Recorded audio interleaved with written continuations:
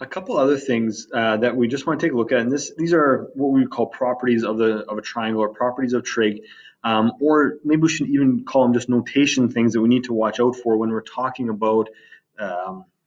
we're talking about angles, is things called angles of elevation and depression. Now, angles of elevation and depression are a way of describing where an angle is located based on the horizontal. So what we'll think about is that the horizontal is always in the direction that you are looking.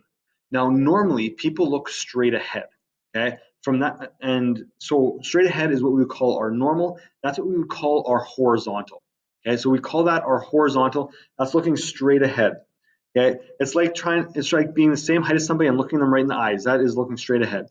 Now, it's important that we recognize that our horizontal is there because our angle of elevation and depression is going to be based on that horizontal.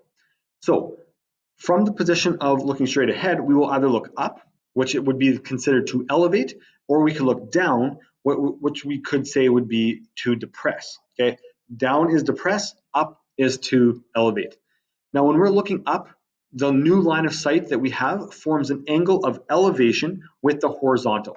So you'll notice here, if this is you on the bottom, and if you are looking, let's grab a color here, this would be your horizontal right here. If you were looking up at something, so let's say that you are walking down the street and you are looking up at a tall building, you are looking up at some angle of elevation because you are going up. Okay, there is another term that we could use for this, okay, and that word is inclination. We could use the term inclination as well as elevation. I'm going to try to usually do elevation, but we could also use the word inclination as an incline. So it's the angle of incline going up. Now, if you are, and I'm going to make a little joke here, maybe we'll see. If you were walking down the street like a normal person, you're probably looking down, now either at your phone or your shoes or the pavement so that you aren't going to fall. Okay, that would be an angle of depression. Okay, think of it as you are standing on a tall cliff and you are looking down at something below. You're looking down at an angle. Or if you are looking down at something on the sidewalk as you're walking by, you are looking down. That is an angle of depression. Depression is not necessarily always just a state of mind. Now, I'm not trying to belittle it there, but think of it when you are depressed, you are down. Angle of depression is the same. It's going down. It is not going up. There is another word that we could use. We could also call this declination. Okay? You might have heard that one used as well in the past. Declination or decline. So we have an incline or a decline, an elevation or a depression. Those are two different ways to describe an angle. Now again, from the horizontal, it's going down. So this is the angle down. Now we can create a right angle triangle using this by just doing the altitude in here. So from the object down would be the altitude. From the object up would be how far down it is below the level of eyesight. Now, angle of elevation will always represent the corresponding angle of depression. So that means that elevation and depression are exactly equal. So the example that I usually give in classes, I will stand up on a chair and I will be looking down at all the students who are sitting there. In the downward direction, right? Angle of depression. So I'm looking down. If I am looking you right in the eyes, you are looking at me at the same angle that I am looking at you at, except that mine is an angle of depression and yours is an angle of elevation because you are looking up and I am looking down. So that is something to be aware of. If you are looking at someone and they're looking at you, it'll be the exact same angle. So we can think of the angle of elevation to be exactly the same as the angle of depression in a situation. So let's take a look at an example of this here. If we're taking a look at, let's say, a lighthouse, okay? So a lighthouse is looking at or is shining a light at a boat. And so from the top of a 25-meter tall lighthouse, so that would be our height here. The angle of depression of the boat is 9 degrees. Okay, so if the angle of depression to the boat is 9 degrees, we have to think of it as the horizontal, and I'm going to try to get this. Oh, that's the wrong way. 90 right there. Okay, we think of it as our horizontal. This is our horizontal right here, and I'm going to actually punch that in quickly. Okay, so that is our horizontal, And our angle of depression is going to be the angle that is below or from the horizontal down to our down there. Okay, that is going to be our theta. And in this case here, we're told that that is 9 degrees. Okay, so that is 9 degrees. That angle is 9 degrees. Now, what that also tells us is that the boat is looking up at the lighthouse with an angle of 9 degrees. It's exactly the same. So we can either think of it as being up here or down here, whatever works best for you. The question is asking how far is the boat from the lighthouse? Well, we are trying to find what is this distance right here. I'm going to call that x. Okay, I'm going to call it x as being that distance.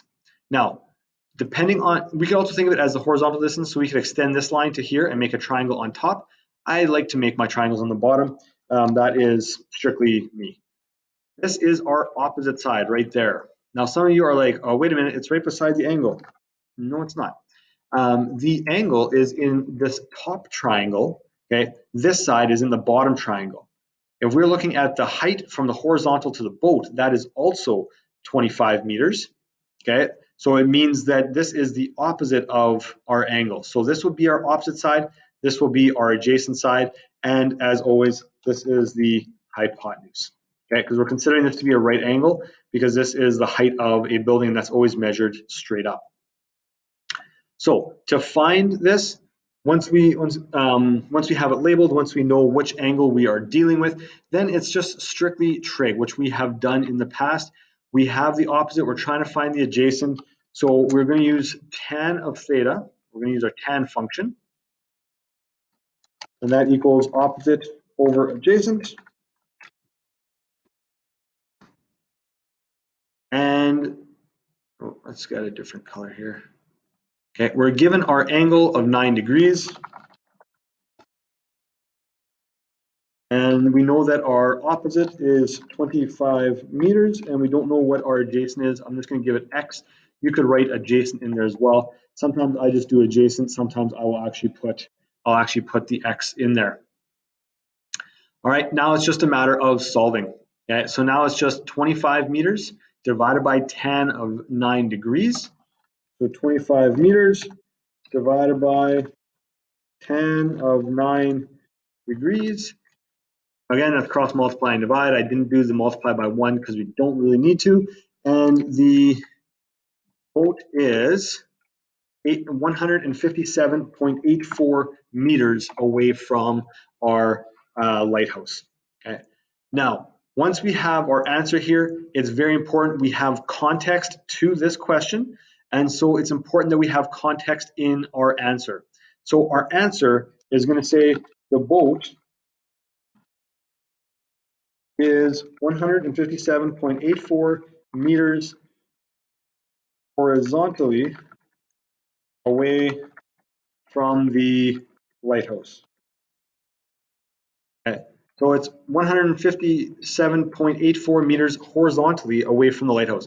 We're not talking about to the top of the lighthouse. That would be at an angle. We're not worrying about that. We're just worrying about how far is it to the bottom of the lighthouse. Okay, pretty typical, or to where the lighthouse sits on the rocks. Okay, so it's just giving us the measurement as to how far away it is. So angle of elevation, angle of depression are representing how we look from our horizontal, whether we look up or whether we look down. And remember that the angle of elevation is identical to the angle of depression.